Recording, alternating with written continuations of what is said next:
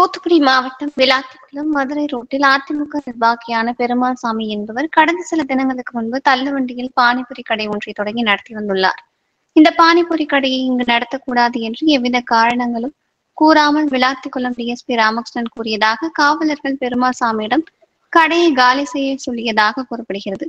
இதனால் இன்று விளாத்திக்குளம் முன்னாள் அதிமுக சட்டமன்ற உறுப்பினர் சின்னப்பன் தலைமையில் பெருமாள் சாமி உட்பட ஏராளமான கட்சியினர் விளாத்திக்குளம் டிஎஸ்பி அலுவலகத்திற்கு சென்று டிஎஸ்பி ராமகிருஷ்ணனிடம் கடையை காலி செய்ய கூறியதற்கான காரணம் என்னவென்று கேட்டனர். அதற்கு டிஎஸ்பி ராமகிருஷ்ணன் விபத்து ஏற்பட வாய்ப்பு இருப்பதாக கூறி கடையை மாற்று இடத்திற்கு கொண்டு செல்லும்படிதான் அறிவுறுத்தி உள்ளோம் என கூறினார்.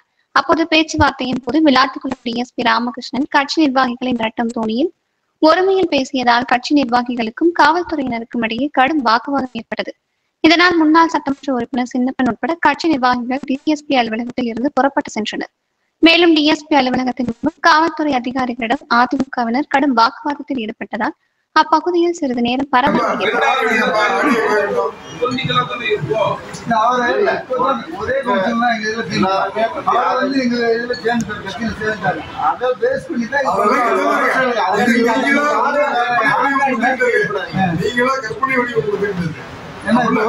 அன்னைக்கு வேற யாரு சரி நான் என்ன சொல்றேன் கல்வெடி வச்சு போக இடையில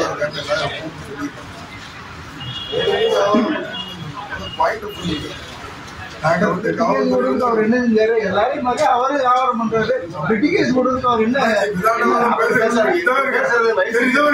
நான் வேணா எல்லாருக்கும் போடட்டா நீங்க வேணா போட்டு நீங்க சொன்னதெல்லாம் நான் போடுறேன் போக்குவரத்துக்கும் பொதுமக்களுக்கு இடையிலா இருக்குன்னு என்னால போட முடியும்.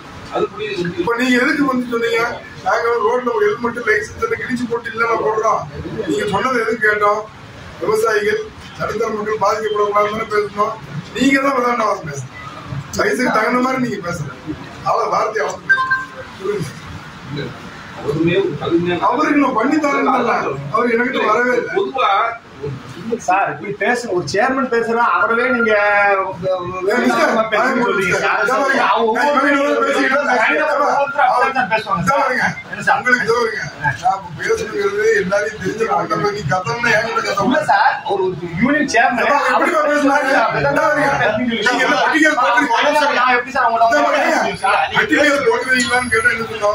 நீ போட்டுருக்கீங்க எல்லாரும்